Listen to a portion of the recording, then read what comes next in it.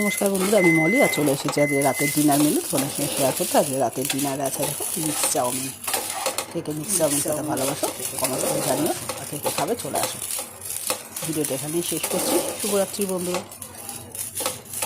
রেসিপিটা তোমাদের সঙ্গে আমি পরে শেয়ার করে দেবো। Good night.